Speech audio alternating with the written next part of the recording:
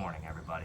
This is Matt at Unity Through Wellness here, and today I actually wanted to take some time not to speak about the body or the mind, but more of that inner heart or soul, if you will, for you.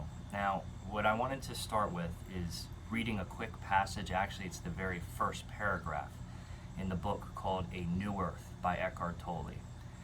Years ago, when I started down this path of spiritual awakening and spiritual development, so to speak, my actual mentor read this passage to me, and this is quite literally what started my journey to a more peaceful and happy and creative and fulfilling life. So my intent with this video today, everybody, is I just hope that this can help at least one person out a little bit who's looking for some guidance on that path.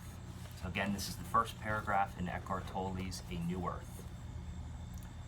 Earth, 114 million years ago, one morning just after sunrise.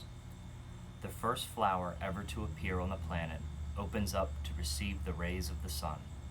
Prior to this event that heralds an evolutionary transformation in the life of plants, the planet had already been covered in vegetation for millions of years. The first flower probably did not survive for long, and flowers must have remained rare and isolated phenomena, since conditions were most likely not yet favorable for a widespread flowering to occur. One day, however, a critical threshold was reached, and suddenly there would have been an explosion of color and scent all over the planet, if a perceiving consciousness had been there to witness it. So I think the surface meaning, if you will, of this is absolutely incredible, at least just to contemplate that, on Earth there was covered in vegetation and green plants or what have you. One day a flower came, didn't survive long, and then boom, after a while, a myriad of flowers or multitude of flowers came. And I think that's a really cool concept to think about, but I think that the deeper meaning of Master Eckhart's teachings in this, and we hear about these flowers, so to speak, all the time, whether it was Jesus from the Bible or Krishna from the Bhagavad Gita or Buddha from some of his teachings. But if we think about our ancestors from whatever, thousands, hundreds of thousands, whatever it might be years ago, right? We were a hunter and gathering people. We woke up every day and thought about survival. Today I have to survive. I've got to go hunt food. I've got to go gather food. We've got to find shelter. If we have time, let's reproduce. So it was very much survival mode all of the time. And it's incredible to think about. It's very possible that one day one of these individuals was walking somewhere in the woods, the forest, or whatever, and they saw a flower.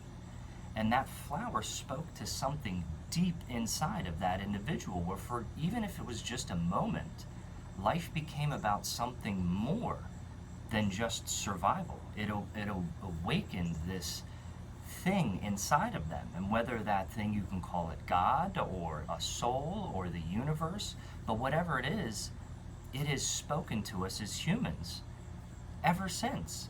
It's my opinion that things like that, and it could have very well been the flower, that's where art came from. That inner dimension of peace and limitless that exists in each and every one of us could have come from that.